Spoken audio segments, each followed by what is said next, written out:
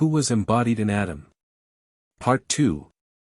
BD number 7465. November 28, 1959. You can come to me in every adversity, whether you are troubled by earthly or spiritual matters, for I love you and gladly want to grant your wishes.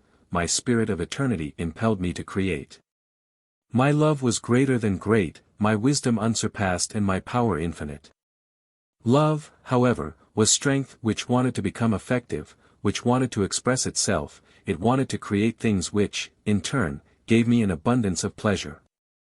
Unable to give itself away, my love looked for a vessel to pour itself in, that is, it created its own vessel, since apart from me nothing existed which could have caught my immense flow of love in order to experience its bliss.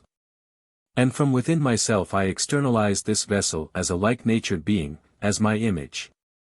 The fact that the same creative spirit and creative will was just as inherent in this being as in me myself was inevitable, or it would not have been in my image. It was actually my will that the being should feel the same bliss of the creative act, and therefore countless similar natured beings came forth from our mutual strength of love of will. A creative act which can only be hinted at to you humans but not explained in depth. But now you must distinguish between my living creations, which emerged from my strength, and the being's will, and the first created being, which my love alone externalized from me. This being, Lucifer, had the right to be regarded as a godlike being until it fell.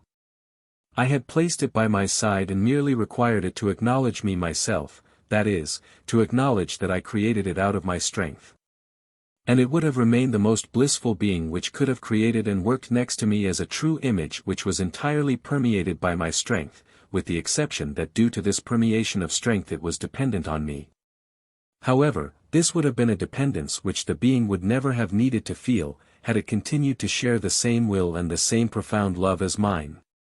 It did not comply with my request, it refused to acknowledge me as the source of strength and thus descended into the deepest abyss. It also took many followers along. Beings which our mutual love and strength and will had created. The path my first created being takes is entirely its own choice. The path of the spiritual beings he pulled down into the abyss with him is subject to my will, that is, I prepared a path for these fallen beings on which they can and will return to me, their creator and origin of eternity.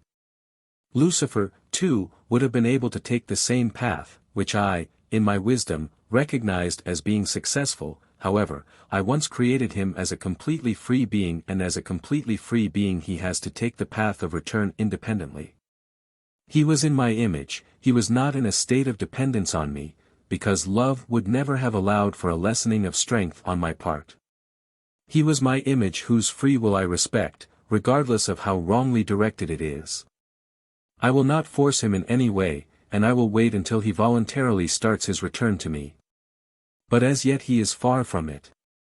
And if it is said, Lucifer incarnated himself in Adam, then it relates to the evil which can be found in all fallen beings.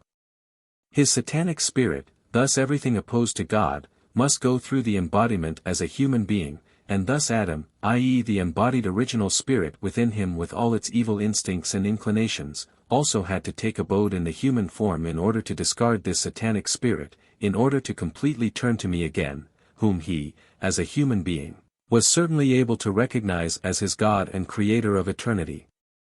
Even Lucifer would have had to take the path through matter, through all creations, should a human form be available for the purpose of a continued retransformation towards me. For his still utterly untamed spirit would have burst every form, as indeed was the case when he entered the first form in order to test it. It only consisted of soft and compliant matter which would have been unable to contain my first created being's untamed spirit. Whereas Adam's original spirit had already sufficiently matured so that he felt comfortable in this form up to a point, and he would certainly have been able to resist the temptations Lucifer employed in order to regain the fallen brother who was fast approaching the goal.